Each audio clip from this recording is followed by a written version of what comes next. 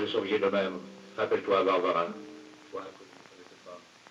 Et vous, vous rappelez-vous des enfants du paradis, des portes de la nuit, de drôles de drames, des visiteurs du soir et de bien d'autres films qu'est des brumes. Vous rappelez-vous de Paroles, ce beau livre de poèmes où inventaire, dîner de tête, faisait sauter les cadres, des images bien rangées, des gens bien sages.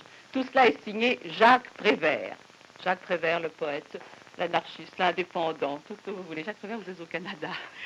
C'est un pays qui vous aime beaucoup, qui vous redoute un peu à la fois, toujours quand on aime. Et Jacques Prévert, on vous connaît d'abord au Canada par vos films. Est-ce qu'on peut parler de cinéma?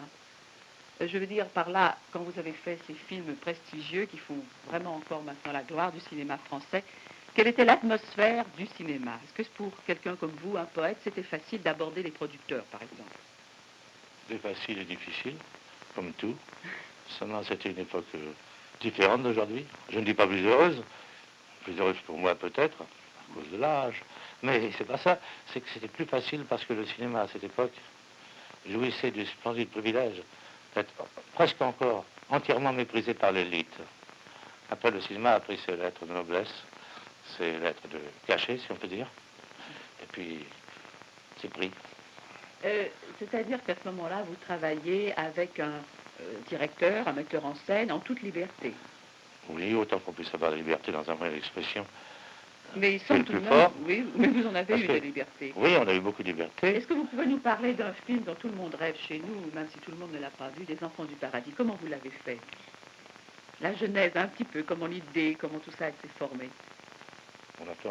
J'avais fait un autre scénario, c'était pendant ce qu'on appelle l'occupation. Et puis alors, le producteur trouvait que ça pouvait très bien ne pas passer à cause de ce qu'on appelle encore aujourd'hui, la censure. Un mot terrible. Alors comme Barrault était engagé pour ce film, alors Barrault a eu l'idée, tiens, pourquoi on ne fait pas un film sur le bureau, qui était un mime. Moi, j'ai demandé à quelle époque ça se passait exactement, parce que j'aurais bien voulu faire un film sur un assassin qui s'appelait Lassner. Et comme l'époque coïncidait, on a pu faire venir mon assassin en même temps que le funambule. En somme, ce sont deux idées qui se sont rejointes Oui, et qui ont été à la on peut base. appeler ça des idées, des sentiments. Plutôt un goût. Et maintenant, est-ce que vous faites encore des scénarios? Est-ce que vous vous intéressez encore C'est-à-dire au c'est plus cinéma? compliqué parce que maintenant c'est un peu différent. Et puis, je sais pas, moi souvent j'ai envie de faire un film, Oui. puis on me propose un autre film, et je suis obligé de répondre une phrase à un auteur que j'aime beaucoup, qui a écrit l'histoire de la baleine, là. Oui. Oui, oui. Non, pas le... Ah non, Non, Moby Dick. m'avait dit. Et cet homme avait dit, il avait fait un conte, il me disait, c'est l'histoire d'un homme qui répondait toujours, je préférais ne pas le faire. Oui. En Alors somme, très souvent, ce qu'on me propose, je préfère ne pas le faire. Pourtant, je vais au cinéma autant qu'avant, j'ai emmène ma fille. votre Seulement ma fille. fille, c'est un peu ennuyé parce qu'elle a 12 ans et demi. Et alors, les films sont souvent interdits aux moins de 16 ans. Par exemple, Quai des Brumes, Oui. où j'ai travaillé, c'est toujours comme dans les Trois Mousquetaires, 20 ans après, mettons, ou plus même. Eh bien, elle ne peut pas le voir. Ça lui est interdit. Elle est interdite. On va parler de Alors ça. elle râle. Et nous voici à Paris, ou plus exactement à Montmartre, puisque vous voyez en ce moment le Moulin Rouge. Dites-moi, Jacques Prévert, vous avez choisi d'habiter tout près du Moulin Rouge parce que c'est un coin d'habitude qu'apprécient les touristes. Mais les touristes apprécient le Moulin Rouge. Quand j'étais aux États-Unis, on me parlait toujours du Moulin Rouge. Les gens disaient, Moulin Rouge, ils secouaient la jambe dans l'air égrillard, d'ailleurs. Et c'est connu le Moulin Rouge comme la Tour Eiffel, comme le Sacré-Cœur qui n'est pas loin, et Notre-Dame. C'est des choses connues.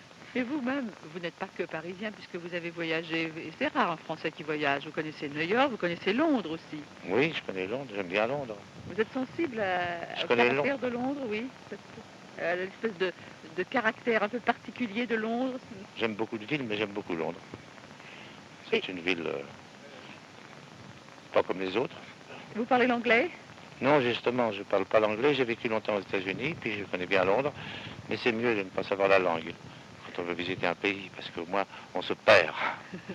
Pas demander son chemin. Dites-moi, nous allons parler de télévision et vous allez en parler si vous voulez bien, parce que la télévision est quelque chose qui intéresse tous les Canadiens, qui vous regardent en ce moment. Est-ce que vous, Jacques Prévert, vous avez déjà fait des émissions ou des textes, puisque vous avez fait des films, pour la télévision? Non, mais c'est drôle la télévision.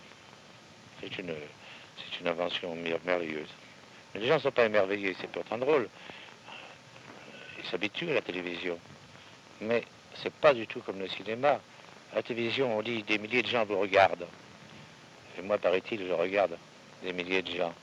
Mais ils regardent en même temps. Mais ils ne sont pas dans le même lieu. Ils ne sont pas ensemble. Ça change avec le cinéma. Le cinéma, les gens sont ensemble. Là, ils sont séparés. Ils sont chez eux, dans des petites boîtes, dans des petites loges spéciales. Enfin, alors c'est drôle. On parle à quelqu'un là qui est au Canada. Et c'est quelqu'un qui m'écoute. Mais il y en a d'autres qui écoutent, mais ils ne sont pas réunis. Ils sont comme ça, chacun de leur côté, à écouter des choses qu'ils n'ont pas demandé. Il y a un tas de gens qui se disent, mais qu'est-ce qu'il veut ce type-là, au fond? Est-ce que ça me regarde, moi, ce qu'il me raconte, au fond? Ils n'ont pas choisi. Hein. C'est au hasard. Il y a des gens qui aiment bien quelque chose qu'ils ne connaissent pas, ou quelqu'un. D'autres qui disent, je ne connais pas celui-là. Moi, je ne le connais pas. Il y a peut-être qui vous regardent même de travers. Et peut-être que moi aussi, je les regarde de travers si j'ai rencontré dans la rue. Parce qu'on sait. C'est comme ça. C'est la télévision.